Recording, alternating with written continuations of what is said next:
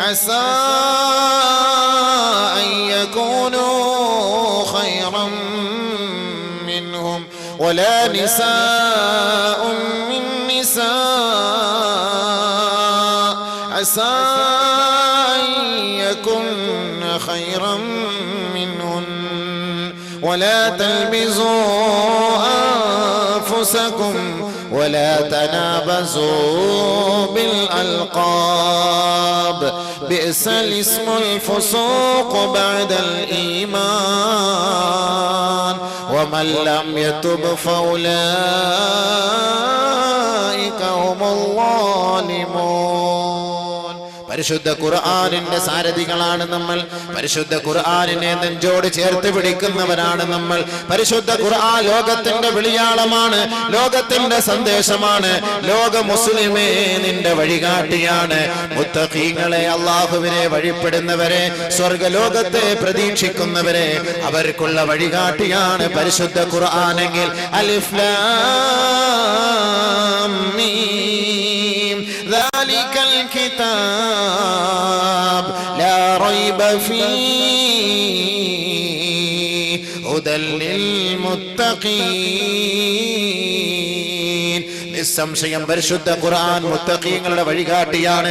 അവരെ യഥാർത്ഥ വഴികളിലേക്ക് സത്സരണിയിലേക്ക് സ്വർഗത്തിന്റെ പന്ഥാവിലേക്ക് നയിക്കുന്ന ഗ്രന്ഥമാണ് ഖുർആൻ. ആ ഗ്രന്ഥത്തെ വിശ്വസിക്കാത്തവൻ ഈമാനില്ലാത്തവനാണ്, വിശ്വാസമില്ലാത്തവനാണ്.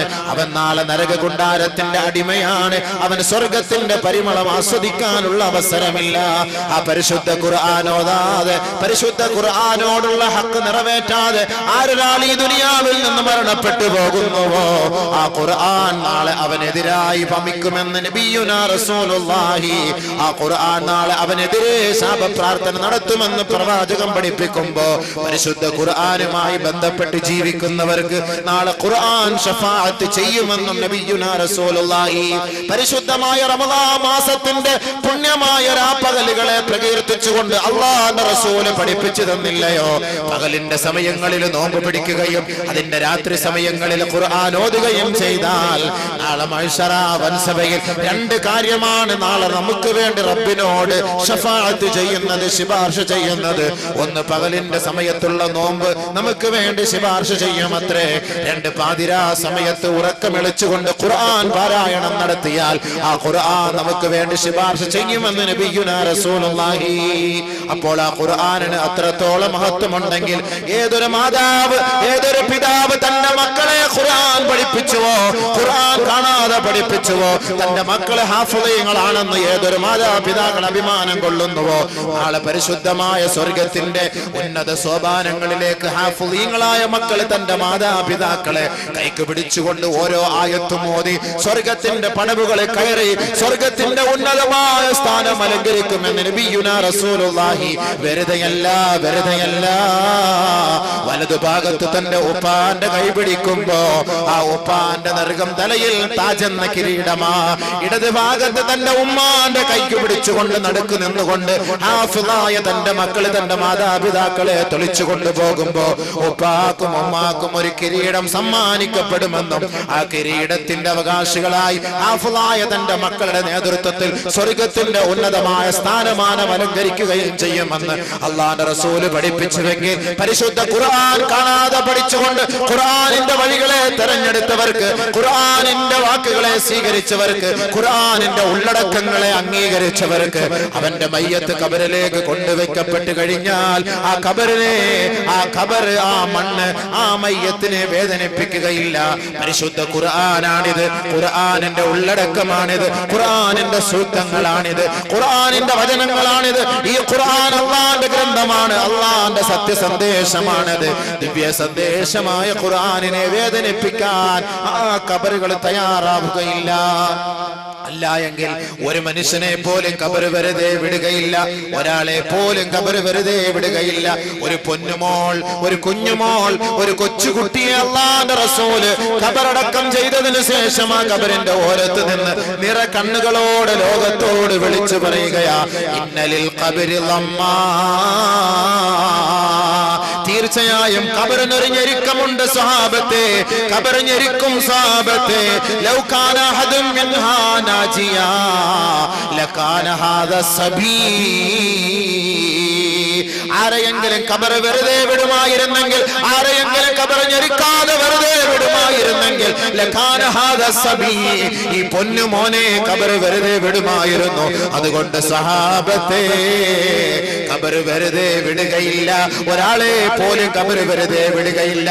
ആ സാഹചര്യത്തിൽ പരിശുദ്ധ ഖുർആൻ ആരൊരാള് മനപ്പാഠം ചെയ്തുകൊണ്ട് ആ ഖുർആനിന്റെ വഴികളെ സ്വീകരിച്ചുകൊണ്ട് ഈ ദുനിയാവിൽ ജീവിച്ചു മരിക്കുന്നുവോ, ആ വ്യക്തിയുടെ ഖബർ സ്ഥാനത്തിലേക്ക് ആ ശരീരത്തെ അടക്കം ചെയ്യപ്പെട്ട് കഴിഞ്ഞാൽ ആ ശരീരത്തെ മണ്ണ് ഒന്നും ചെയ്യുകയില്ല, ഖബർ ഒന്നും ചെയ്യുകയില്ല. കാരണം അത് അല്ലാഹുവിന്റെ ഖുർആന്റെ സന്ദേശങ്ങളാ. അതുകൊണ്ട് ഖുർആനിന് അത്രത്തോളം മഹത്വമുണ്ടെങ്കിൽ ആ പരിശുദ്ധ ഖുർആൻ പർവ്വതത്തിന്റെ മുകളിലേക്ക് ഇറക്കപ്പെട്ട് കഴിഞ്ഞാൽ പർവ്വതം തവിട് പൊടിയായി പോകുമെന്ന് പരിശുദ്ധ ഖുർആൻ പ്രഖ്യാപിക്കുകയാ. ലൗ അൻസൽനാ ഹാദൽ ഖുർആന അലാ ജബലിൻ ലറഅയ്ത ഖാശിഅൻ മുതസദ്ദിആ خاشعا متصدعا من خشية الله خاشعا متصدعا من خشية الله. പരിശുദ്ധ ഖുർആനിന്റെ ആയത്തുകളെങ്ങാണ് പർവ്വതസാനുക്കളുടെ മുകളിലേക്ക് ഇറക്കപ്പെട്ട് കഴിഞ്ഞാൽ പരിശുദ്ധ ഖുർആനിനോടുള്ള ഭവ്യത ഓർത്തുകൊണ്ട്, പരിശുദ്ധ ഖുർആനിനോടുള്ള ഹക്ക് ഓർത്തുകൊണ്ട്, പരിശുദ്ധ ഖുർആനിനോടുള്ള ബാധ്യതകളെ തനിക്ക് നിറവേറ്റാൻ കഴിയാതെ വന്നുകൊണ്ട് ആ പർവ്വതങ്ങൾ പോലും തകർന്ന് തരിപ്പണമാകുമെന്ന് ഖുർആൻ പ്രഖ്യാപിക്കുമ്പോ ആ പരിശുദ്ധ ഖുർആനിന്റെ മഹത്വം മനസ്സിലാക്കണമേ മാനവലോകമേ. ആ ഖുർആൻ കളിയല്ല, ഖുർആൻ ചിരിയല്ല, ഖുർആൻ തമാശയല്ല, ഖുർആൻ രസമല്ല. വഴികാട്ടിയാണ്, സ്വർഗത്തിലേക്കുള്ള പാതയാണ്, നരകത്തിന്റെ രക്ഷാകവാടമാണ്. സ്വർഗത്തിലേക്കുള്ള പാതയാണ്, നരകത്തിന്റെ മറയാണ് ഖുർആൻ. ആ ഖുർആനാണ് ലോകത്തോട് പ്രഖ്യാപിക്കുന്നത് വിശ്വാസികളെ. യാ അയ്യുഹല്ലദീന ആമനൂ, ഏ സത്യവിശ്വാസികളെ, ലാ യസ്ഖർ ഖൗമും മിൻ ഖൗം, ഒരു സമുദായവും അടുത്ത സമുദായത്തെ ആക്ഷേപിക്കല്ലേ, പരിഹസിക്കല്ലേ, കളിയാക്കല്ലേ, നിന്ദിക്കരുതേ. ഹബീബായ റസൂലുള്ളാഹി തങ്ങളെ വേദനിപ്പിച്ചവരാണല്ലോ മക്കക്കാരായ കുഫാറുകൾ. തായിഫിന്റെ തെരുവോരങ്ങളിൽ അല്ലാഹുവിന്റെ റസൂൽ പോയപ്പോ പരിശുദ്ധ പ്രവാചകൻ ഒരു തുള്ളി വെള്ളം പോലും കൊടുക്കാതെ അല്ലാഹുവിന്റെ റസൂലിനെ വേദനിപ്പിച്ച ധിക്കാരി വർഗം ഹബീബായ തങ്ങളുടെ മുബാറക്കായ ശരീരത്തിലേക്ക് കല്ലുകൾ വലിച്ചെറിഞ്ഞില്ലേ? അല്ലാഹുവിന്റെ റസൂലിന്റെ ശരീരത്തിൽ നിന്ന് രക്തം ധാരധാരയായി ഒഴുകുമ്പോ തായിഫിന്റെ മണ്ണിലെങ്ങാനും ഹബീബായ തങ്ങളുടെ മുബാറക്കായ രക്തം വീണുപോയാൽ തായിഫിനെ അല്ലാഹു തആല തകിടം മറിക്കുമെന്നതിൽ രണ്ടർത്ഥമില്ല, സംശയമില്ല. പക്ഷേ ലോകത്തിന്റെ കാരുണ്യവാൻ, ലോകത്തിന്റെ വിപ്ലവം, ലോകത്തിന്റെ വസന്തം, മാനവ ജീവിതത്തിന്റെ മുന്നിലെ വഴികാട്ടിയായ മുഹമ്മദ് മുസ്തഫ സല്ലല്ലാഹു അലൈഹി വസല്ലമ തങ്ങളെ വേദനിപ്പിച്ച തായിഫിന്റെ മക്കൾക്കെതിരെ ശാപപ്രാർത്ഥന നടത്താൻ അല്ലാഹുവിന്റെ റസൂൽ തയ്യാറായില്ല സഹോദരാ. അല്ലാഹുവിന്റെ റസൂലിന്റെ ശരീരത്തിൽ നിന്ന് നിർഗളിക്കുന്ന രക്തത്തിന്റെ തുള്ളി ഹബീബായ തങ്ങൾ ഒരു തുണി കൊണ്ട് തുടച്ചു മാറ്റുകയാ. ബഹുമാനപ്പെട്ട സ്വഹാബത്ത് പറഞ്ഞില്ലേ, ലൗ ലഅൻതഹും യാ റസൂലല്ലാഹ്, നബിയെ അങ്ങയെ വേദനിപ്പിച്ചവരാണിവർ, അങ്ങയെ വേദനിപ്പിച്ചവരാണിവർ, അങ്ങയെ പീഡിപ്പിച്ചവരാണിവർ, അങ്ങയുടെ മുതുകത്ത് ചവിട്ടിയവരാണിവർ, അങ്ങയുടെ മുഖത്തടിച്ചവരാണിവർ, അങ്ങയുടെ പല്ലടിച്ചു കൊഴിച്ചവരാണ്, അങ്ങയ്ക്ക് ദാഹജലം പോലും തരാതെ ഉപരോധം ഏർപ്പെടുത്തിയവരാണ്. ലൗ ലഅൻതഹും യാ റസൂലല്ലാഹ്, അവരെ ശപിക്കൂ നബിയേ, അവരെ ശപിക്കൂ നബിയേ, ശാപപ്രാർത്ഥന നടത്തൂ നബിയേ, അവരെ ആക്ഷേപിക്കൂ നബിയേ, അവരെ അധിക്ഷേപിക്കൂ നബിയേ. അല്ലാഹുവിന്റെ റസൂലിനോട് സഹാബത്ത് പറഞ്ഞപ്പോ മാ ബുഇസ്തു ലഅനാ ഇന്നമാ ബുഇസ്തു റഹ്മതൻ, ലോകത്തിന്റെ കാരുണ്യവാനായ മുത്ത് മുഹമ്മദ് മുസ്തഫ, സത്യത്തിന്റെയും അസത്യത്തിന്റെയും ഗുരുനാഥരായ മുഹമ്മദ് മുസ്തഫ ജിബ്രീലിന്റെ സതീർത്ഥ്യനായ മുഹമ്മദ് മുസ്തഫ, മാലാഖമാരുടെ ആനന്ദമായ മുഹമ്മദ് മുസ്തഫ. പരിശുദ്ധ പ്രവാചകൻ ലോകത്തോട് പറഞ്ഞ വാക്കെന്താണ്? ഞാൻ ആരെയും ശപിക്കാൻ വേണ്ടി നിയോഗിക്കപ്പെട്ടവനല്ല, ആരെയും ആക്ഷേപിക്കാൻ വേണ്ടി നിയോഗിക്കപ്പെട്ടവനല്ല, ആരെയും പരിഹസിക്കാൻ വേണ്ടി നിയോഗിക്കപ്പെട്ടവനല്ല, ആരെയും നിന്ദിക്കുന്നതിന് വേണ്ടി നിയോഗിക്കപ്പെട്ടവനല്ല. ഇന്നമാ ബുഇസ്തു റഹ്മതൻ ലിൽ ആലമീൻ. ലോകങ്ങളുടെ മുഴുവനും രക്ഷയും, ലോകങ്ങളുടെ മുഴുവനും സത്യവും, ലോകങ്ങളുടെ മുഴുവനും ഉദാരതയും, ലോകങ്ങളുടെ മുഴുവനും കാരുണ്യവും, ലോകങ്ങളുടെ മുഴുവനും വസന്തവും, ലോകങ്ങളുടെ ഐക്യവും, ലോകങ്ങളുടെ സാഹോദര്യവും, ലോകങ്ങളുടെ സഹിഷ്ണുതയുമാണ് ഞാനെന്ന് ഹബീബായ റസൂലുള്ളാഹി തങ്ങൾ പരിശുദ്ധമായ ഹിജാസിന്റെ മണ്ണിൽ വെച്ച് പറഞ്ഞെങ്കിൽ ആ നബി തങ്ങളുടെ നാവിലൂടെ നമുക്ക് അല്ലാഹു അറിയിച്ചു തന്ന ഖുർആനിലൂടെയാ പറയുന്നത്. ലാ യസ്ഖർ ഖൗമും മിൻ ഖൗം.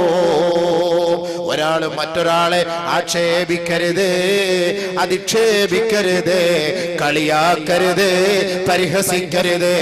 ആഖിബത്ത് ആരുടെയാണ്?